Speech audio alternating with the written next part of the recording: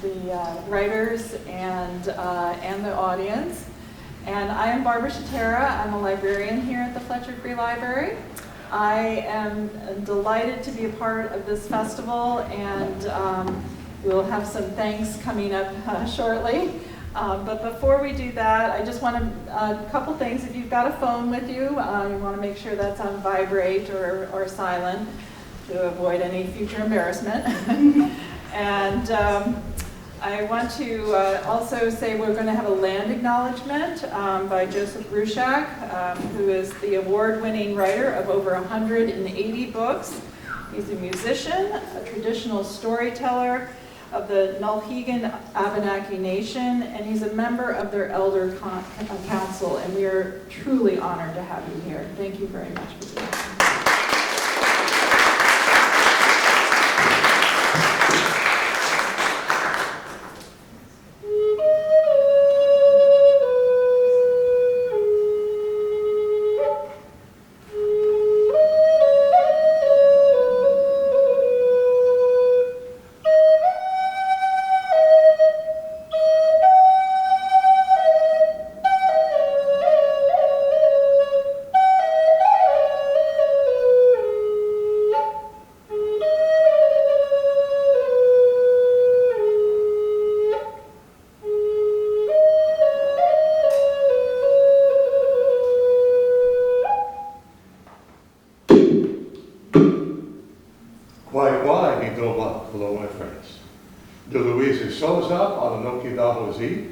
My name is Joseph of the Peace of One.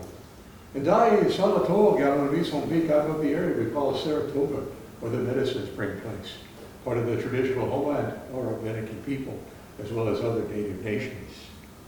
I began today with the sound of the flute, for the flute is breath, the breath that remains of our ancestors in the air around us, the breath that we share, the breath that will be shared generations from now by our children and our children's children, the breath that is life. It also is our means of sending our words out to the world, sending our music out to the world. One of the traditional things that was done, and still is done to this day, when we come to a place that is not our own, as this is both my own and not my own, or it is a place of my own Abenaki people, Paliton, the place of the waters returning, or as you call it, Burlington, here, Petombao, the waters in between, which you know as Lake Champlain, named like so many things after those who were the discoverers that discovered a place that was already here and remains here. And as we would travel, we often traveled in the old superhighways on our canoes. And we would, as we approached a new place where it was not our own homeland, we would sing a song to ask permission to land our canoe. So I'm going to share with you one of those songs before I share the words of acknowledgement.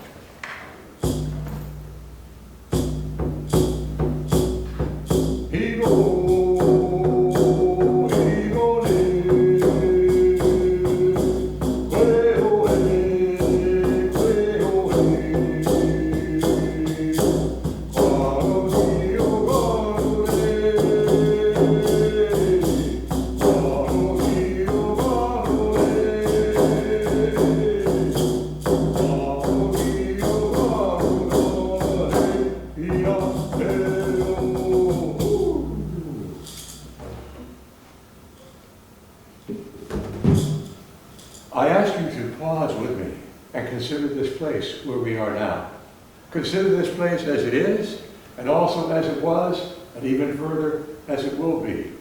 The traditional homeland of the people of the dawn, the Abenaki people, those of many different nations, from Kawasuk to Missisquoi, to Coas, to Nulhegan. Many different people knew this lake, knew this shore, and their descendants remain here, and their children's children will be here in the future. I ask you to consider this as you walk upon this land, to consider that our old tradition, which was given us because like all human beings, we are fallible. We made a lot of mistakes. Our old tradition was to always give thanks to the earth, to the gifts we're given, to each other. And also to try to do things in such a way that what is here will be here for those who are yet to come. I ask you to remember us. I ask you to see us not as the past, but as the present and the continuance that we will do together, walking together on this land. I thank you for thinking in this way. And I say to you, Ulipam Kani, which means, may you travel well. Ulioni, which means, I return good to you, or thank you.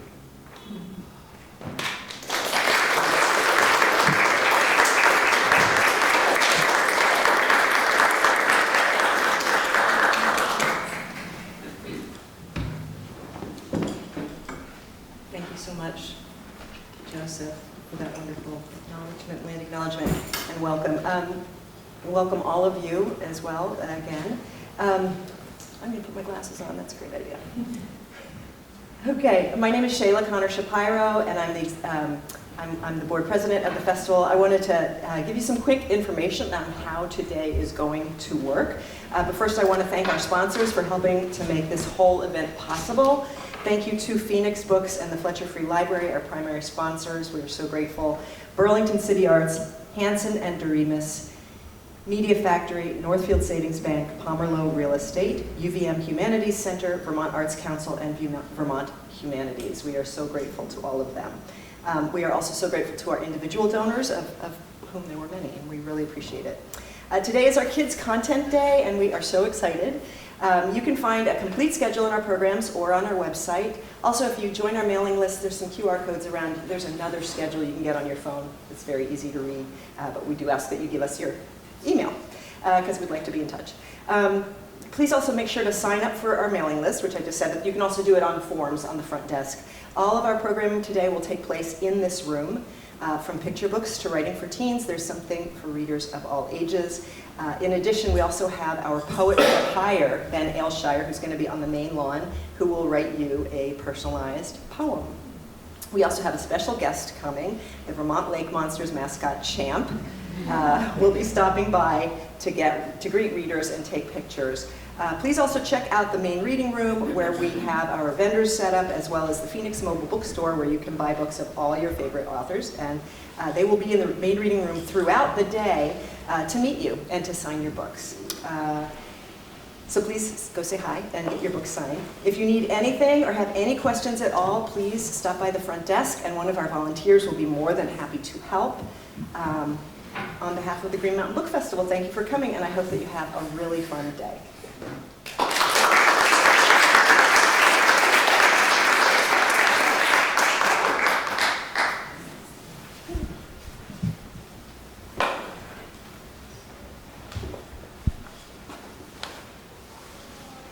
Hi, everybody, come on in.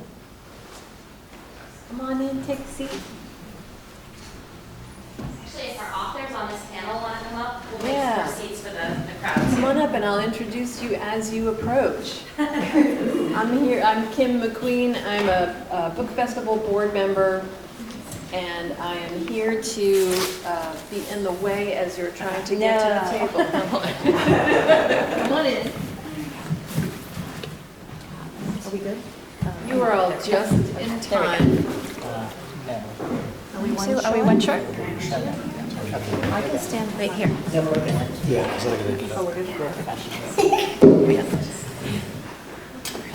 You're all just in time for Picture Book Magic, a read-aloud book tasting for hungry readers.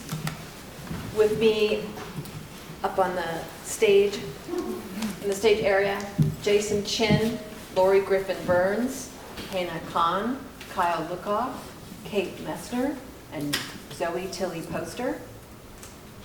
Take it away, everybody. All right.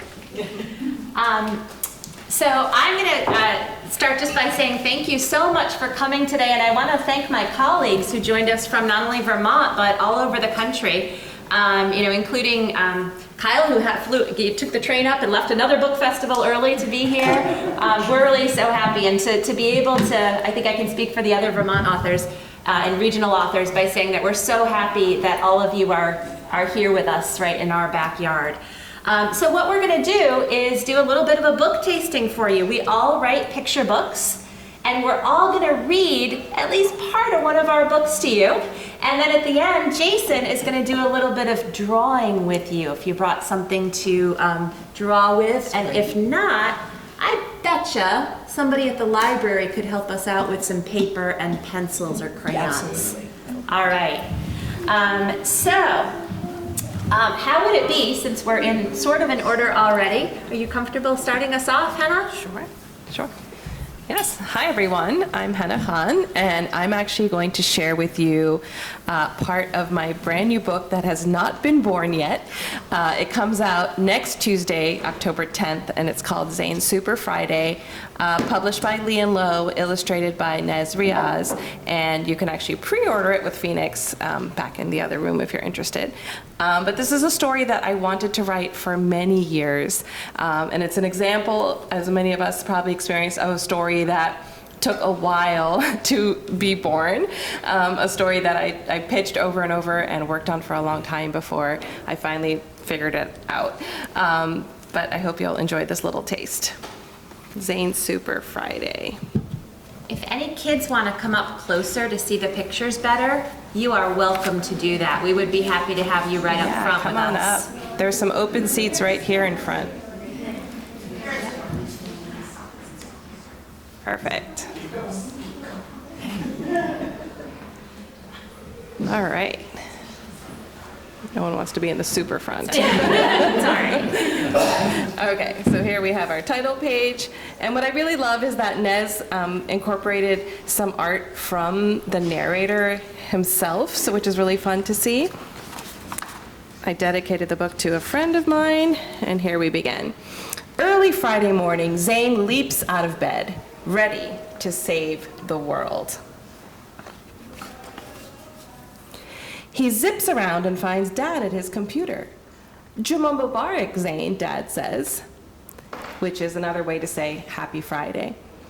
Captain, Dad, alien invaders are taking over the kitchen. Let's get them. Dad shakes his head.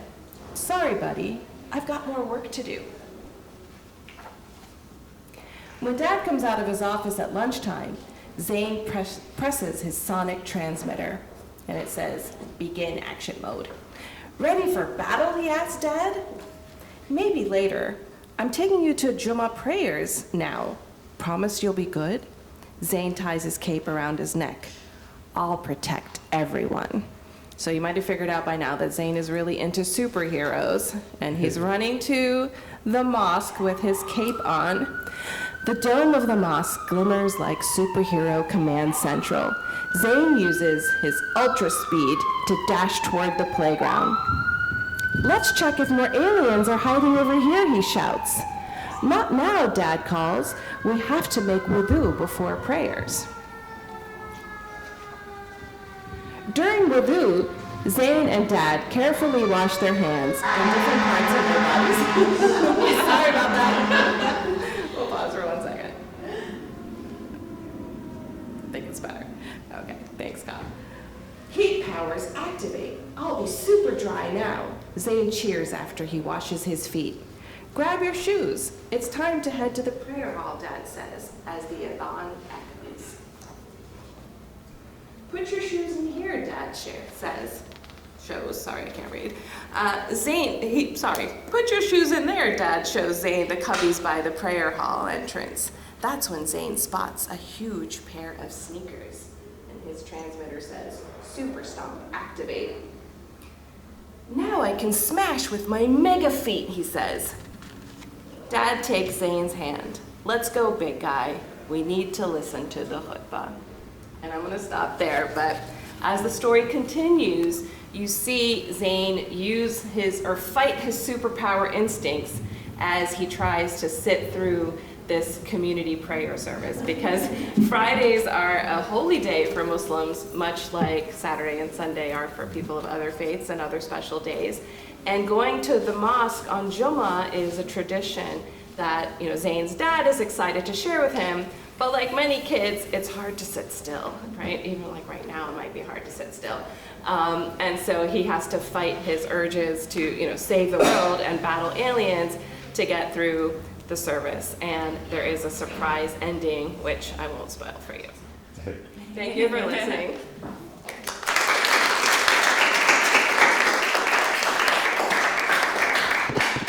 I don't know if these are on at all. So this is connected to the camera, Oh, and this is connected to the I'm sorry for speakers. hitting the camera microphone. Hi, everyone. I have a bunch of picture books out. I don't remember how many right now. But I'm going to read to you from my most recent one. It is called Awake, Asleep. And I am going to read you the entire book because it is only 126 words. So it will not take very long. This is called Awake, Asleep. The words are by me. The pictures are by Nadia Alam.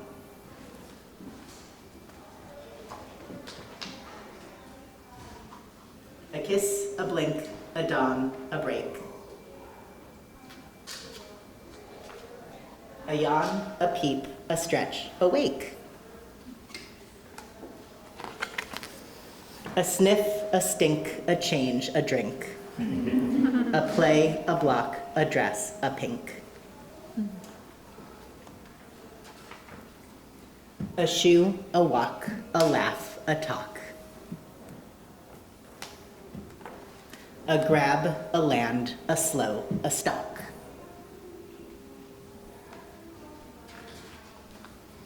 A reach, a hand, a rise, a stand. A sun, a clap, a dig, a sand. A poke, a snap, a tear, a lap.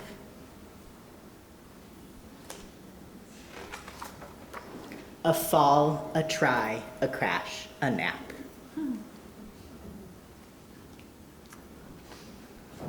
A take, a pry, a scream, a cry, a touch, a look, a wet, a dry.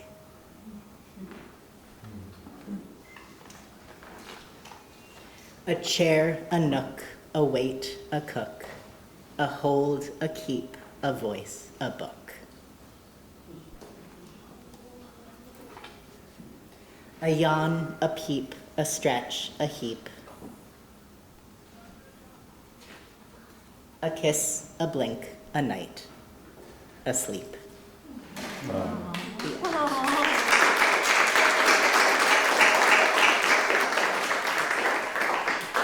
So I will share one thing, and then we can move on to Kate. But I know that I am saying a joke right now. So the joke is, I know that all of you noticed that on this page, the text actually says a try, a fall, a crash, a nap. And the words that I read are a fall, a try, a crash, a nap. And I know that you're thinking, oh, a try, a fall, a crash, a nap doesn't match the existing rhyme scheme. Kyle must have made a mistake. And the answer is that I did not make a mistake. Someone at the publisher made a mistake, and they reversed two of the words, which no one would notice if I didn't tell you about it, but to me, it means that the entire book is wrong now. But the good news is that it will be coming out as a board book next year, and they're going to fix that mistake and hopefully not replace it with any new ones. That was awesome. Yeah.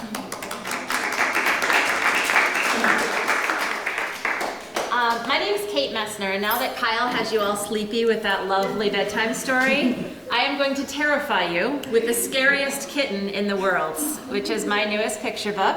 I'm going to stand up if it's okay, just because there's a lot of pictures here. Who here likes scary stuff? Who likes things that are a little bit scary, but not too scary? Okay, I think this will be a good one. So this is a book written, it says, by Terrifying Kitten, with help from Kate Messner. And the illustrations are by Mackenzie Haley. Oh, it'll scare you. Warning, this is a very scary story. It's so creepy and spine-tingling, it'll scare you right out of your sneakers. Are you sure you want to read this story? Of course. You could find yourself a book about rainbows or friendly unicorns instead. No? All right. You asked for it. Once upon a time, on a dark and stormy night, there was some kids just like you found a terrifying haunted house.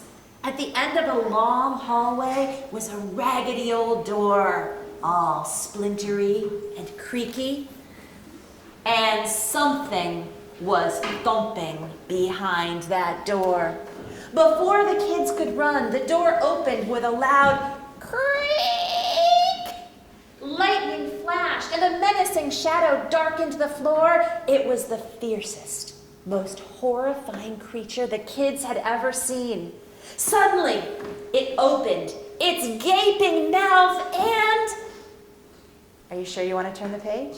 Yes. Seeing this ferocious monster and hearing its bone-chilling growl could freeze your little hearts to ice. It's not too late for you to choose a different book about something more pleasant, like ice cream sandwiches, or new crayons, or picking flowers in the sunshine. You're still here, fine.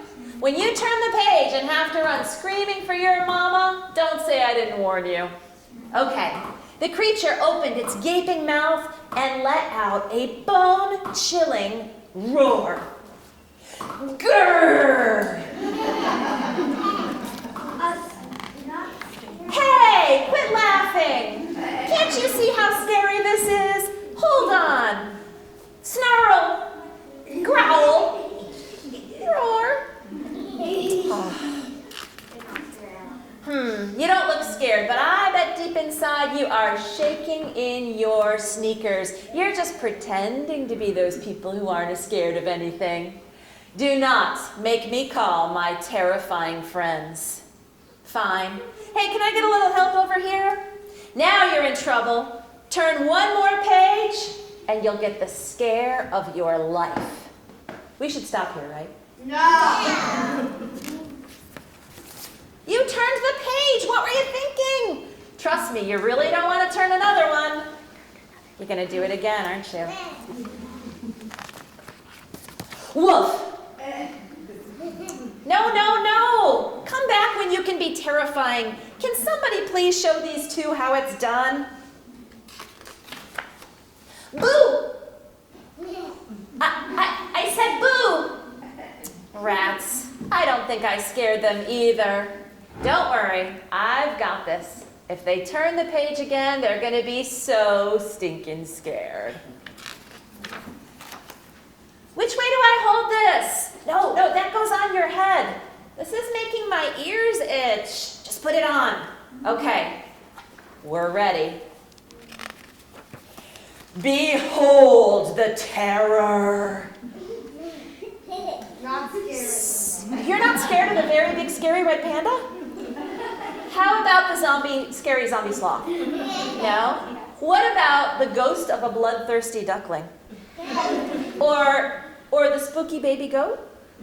Not even in his Halloween jammies? How about the vampire puppy? What about the dangerously prickly hedgehog? Oh, all right. I am going to stop there and not give away the ending of this book either. And I am going to pass it off to Loree Griffin Burns. Thank you, everybody. I'm going to stand up too. That was terrifying, and I need to move on. So, who here lives in Vermont? Okay, so I have a question for you Vermonters. Have you ever seen a butterfly? Yes. Have you ever seen a moth? Yes. Yes. Okay, which one do you see more of here in Vermont? Mom. More moths than butterflies? Butterflies. Butterflies than moths. Okay. Which ones are prettier? Which ones feel more vibrant in their colors? Butterflies? You see more different kinds of butterflies? Cute and mom. Okay. All right. Well, knowing all of that, I don't live in Vermont, so it's good to get a little taste of that. I'm going to invite you all to a mothball. So this book that I wrote and my friend Ellen Harasimowicz took all the photographs for is called You're Invited to a Mothball. And you are all invited to a mothball.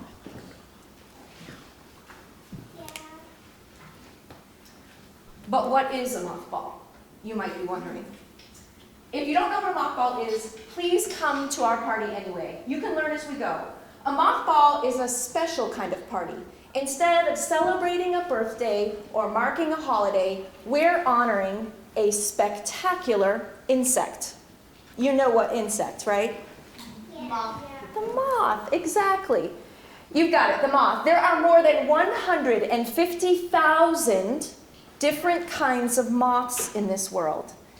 And hundreds of those, possibly even thousands of those, live near you, right here in Vermont.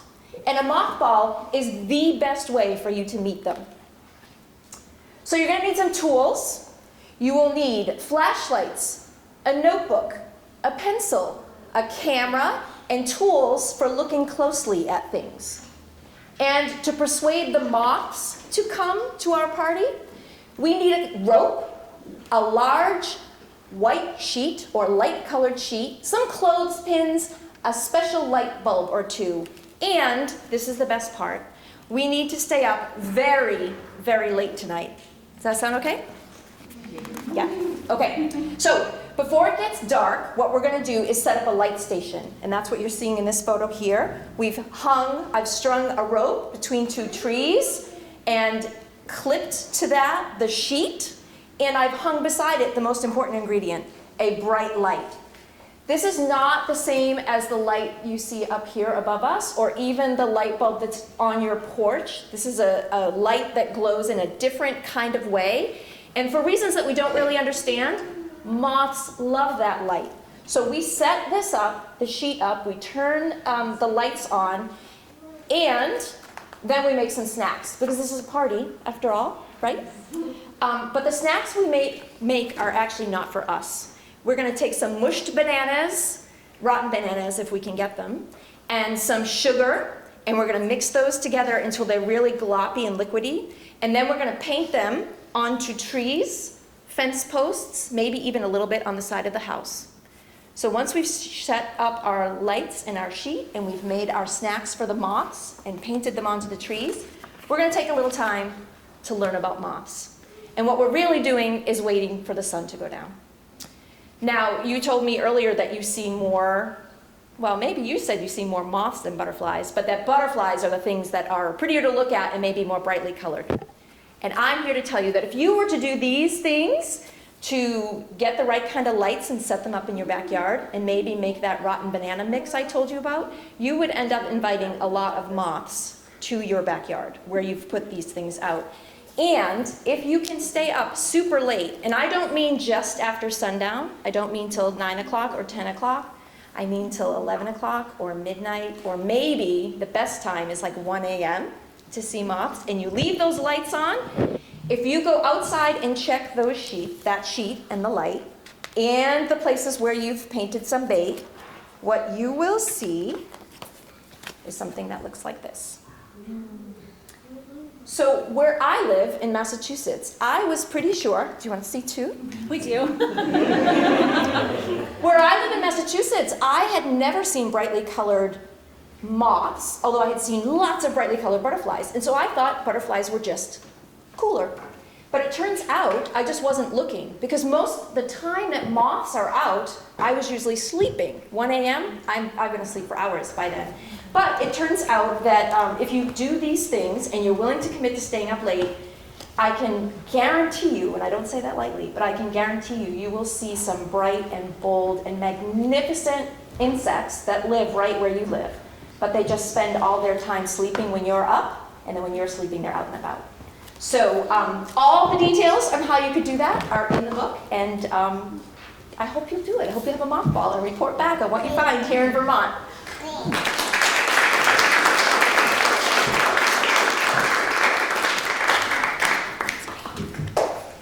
Hello, my name is Zoe Tilley Poster, and this is my second picture book, Pete and Leone, The Great Baby Sloth. It just came out this summer, and I'm going to read it to you. The illustrations for this book are mostly done with pencil. There's a little bit of watercolor, but it's mostly pencil. Once upon a time, there were two babies. Pete was very well behaved. Leone was a wild beast. Pete slept in a tidy bed, which he freshened each morning with a new fern frond. This perplexed his mother, who liked to roll in dead things and howl at the moon. Leone didn't sleep at all. Instead, she climbed dirty, dangerous things. This terrified her dad, who was afraid of heights. Pete's family wanted him to run with the pack, but he always paused to let others pass, and soon he had been left behind. Leonie's family wanted her to play polite games like tea party picnic. She loved tea parties and picnics, but she was not good at being polite, and soon her family had fled. One morning, Leonie heard something, so she followed her ears. Grrr, yip, grrr. Pete heard something too.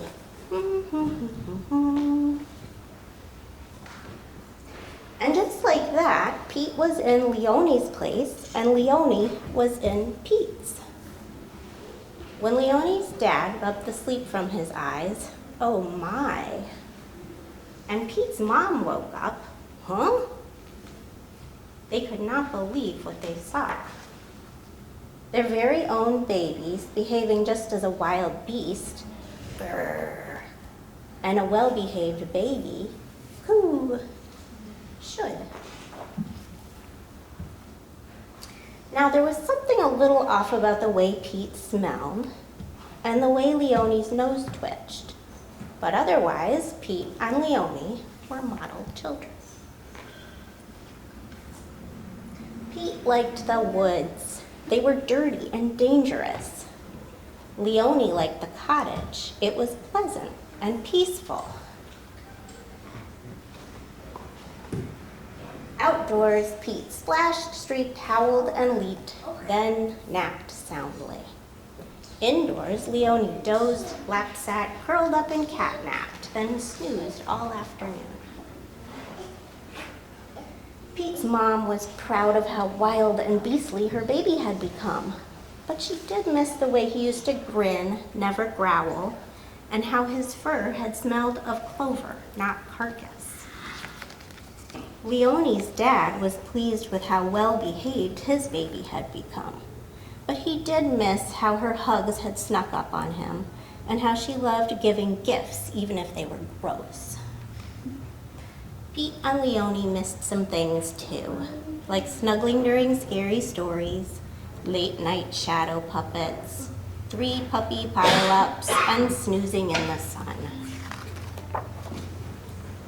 But all in all, it had been a great day, right up until bath time.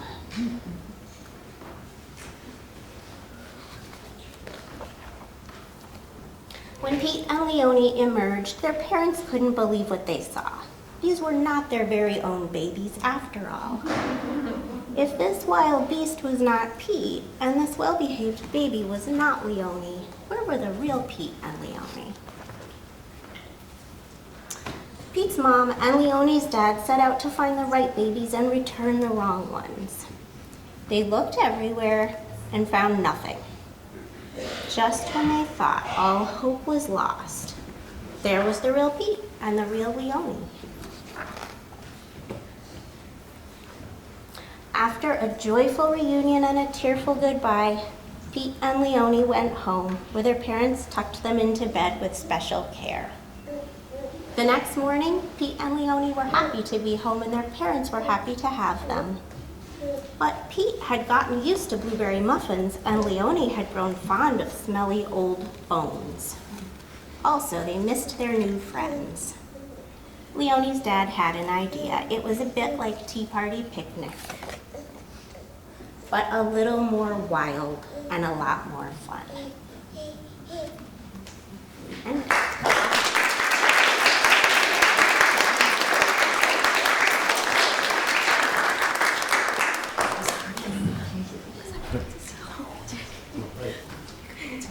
good morning, everybody.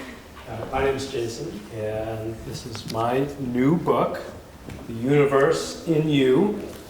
And it's got a big eyeball on the cover, doesn't it? Because this book is about looking close.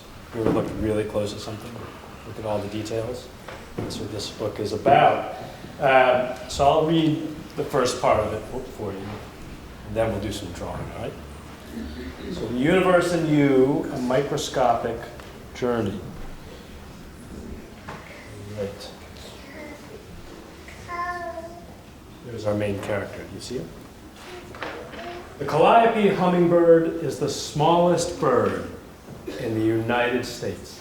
At just 8 centimeters long from beak tip to tail, these tiny birds are small enough to fit in your hand. But they're not as small as the smallest butterfly. With a wingspan of just 1.2 centimeters, this western pygmy blue is smaller than a penny. But it's not as small as the smallest bee. You see it? The smallest bee, Perdita minima, is less than 2 millimeters long. It's a quarter as long as a western pygmy blue, and about as long as a nickel is thick. But even this tiny bee is not as small as a Valus hare. You see the hare?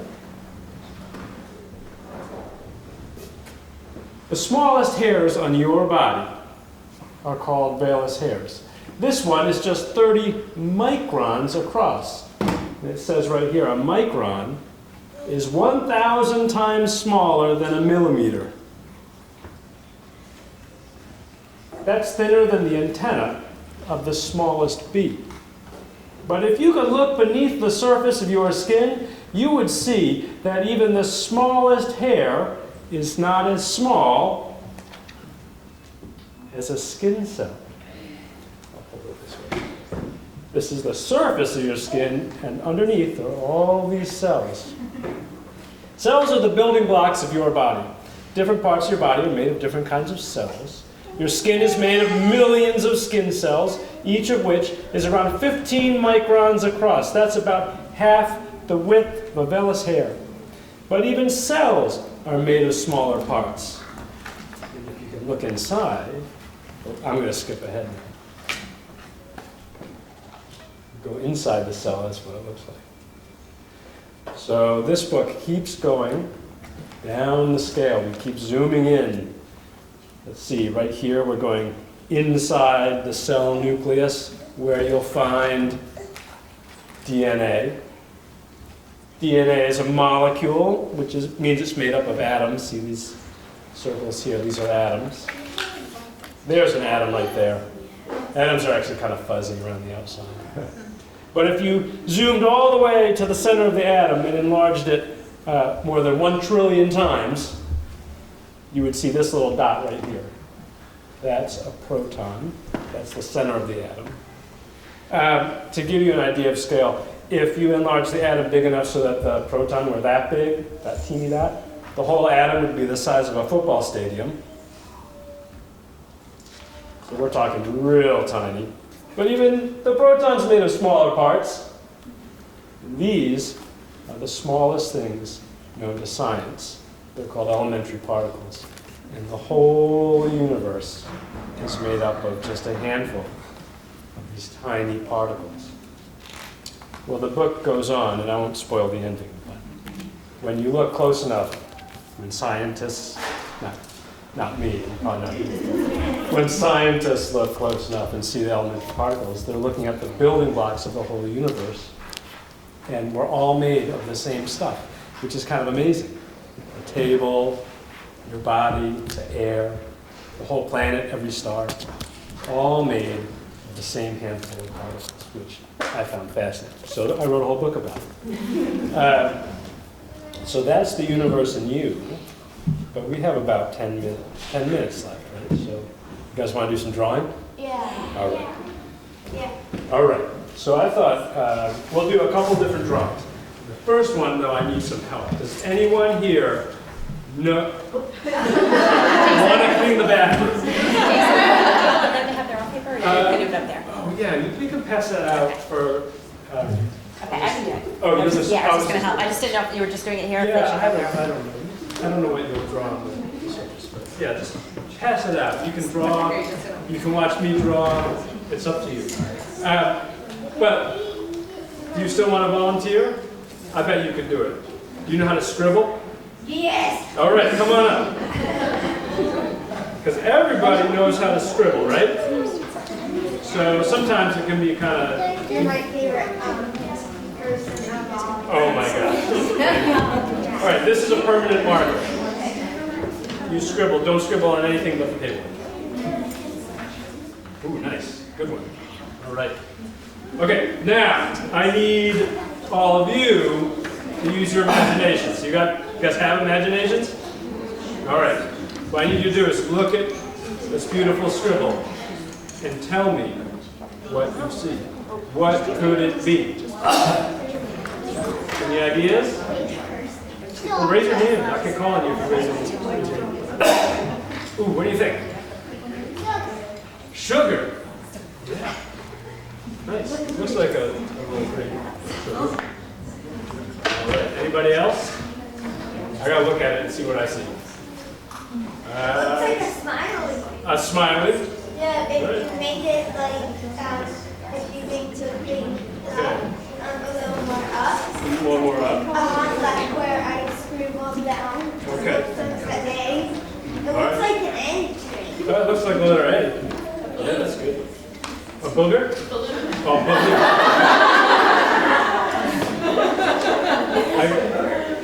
I heard you say balloon, but I went for the chief joke.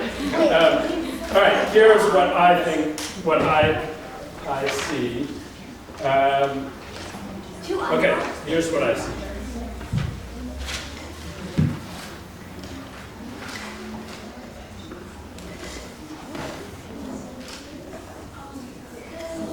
Let's put a little dot. Nose. And Bird? it's kind of a funny looking chicken. Or a road runner. It's a road runner. If I do this, it's a road runner. All right, does anybody else want to scribble? All right, go ahead. Come on up. All right, see if you can make your scribble look a little different than the last one. Yeah, nice. Oh, I like it. All right, what do you see? 6. Ooh, look, the number 6. Yeah, Yeah. if you Cool. erase the line. If you, yeah. Unfortunately, it's a Sharpie. There's no erasing it.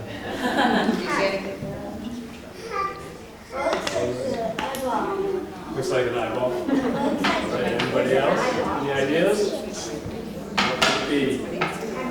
What could it be? Oh, what do you The think? number 1. The number 1. All right. You have a good imagination. All right. Anyone else? No one else? All right. Let's move this along then.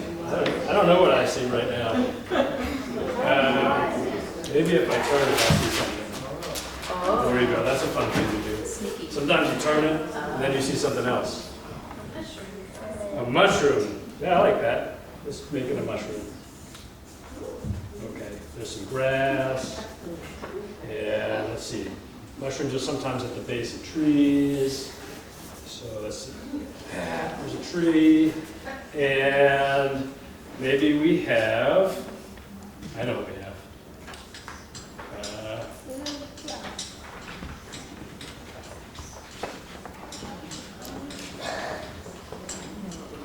Yes, we definitely have a moth. There we go.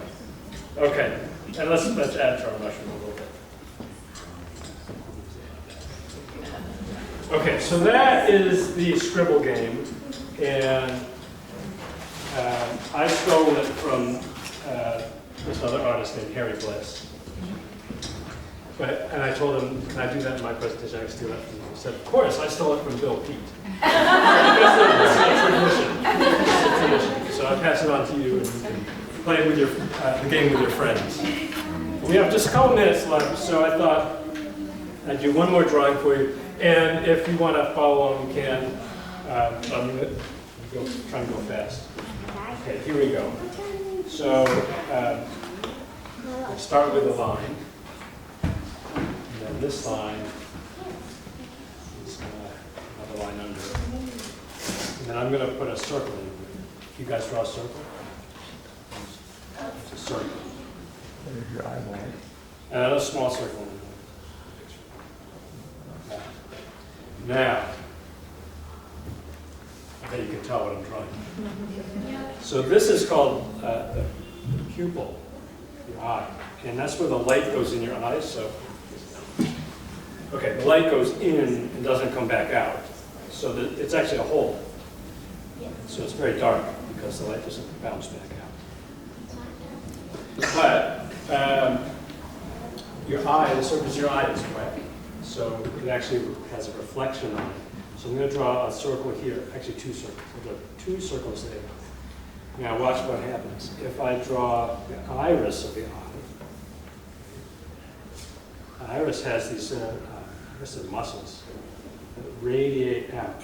You might notice this. If you look close enough at your own eye, you'll see this. There are these kind of lines.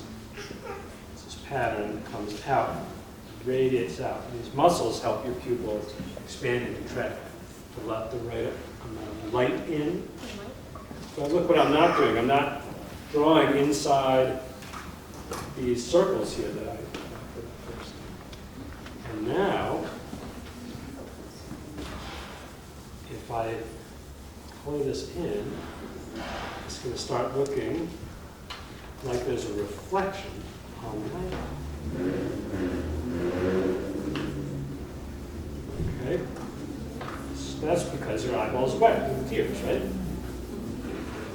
Okay, so there we have our pupil.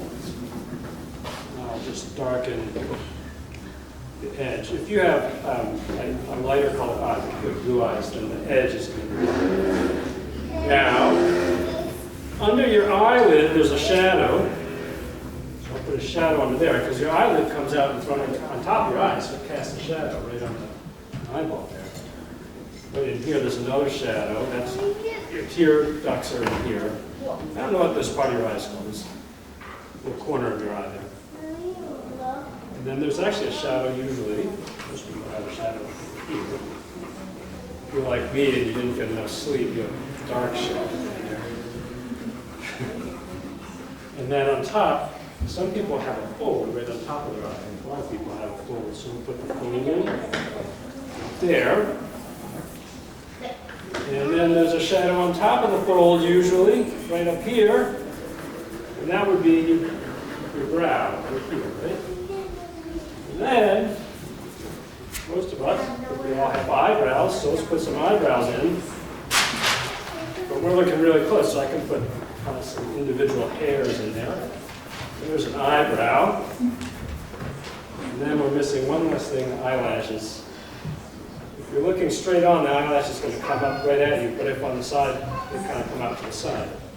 So we'll put the eyelashes in like this. And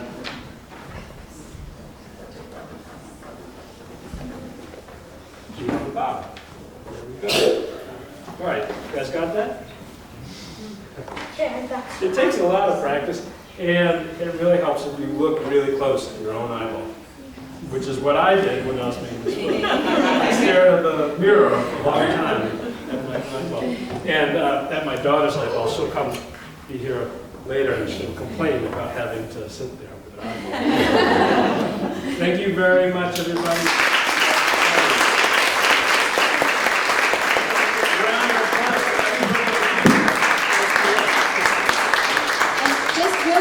Wrap up. Everybody hold your books up. So we will all be out in the main reading room of the library right after this, signing books, and you can pick up copies. We're happy to sign them for Christmas presents, holiday gifts, you name it. And right now, thanks so much everybody for being here. We have one other special surprise. We have a visitor from the Vermont Lake Monsters. Hello, champ.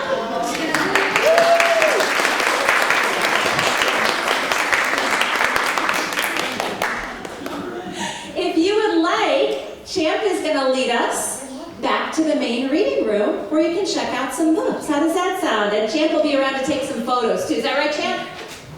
All right, and can we get a picture with the authors too? I think that would be a lot of fun.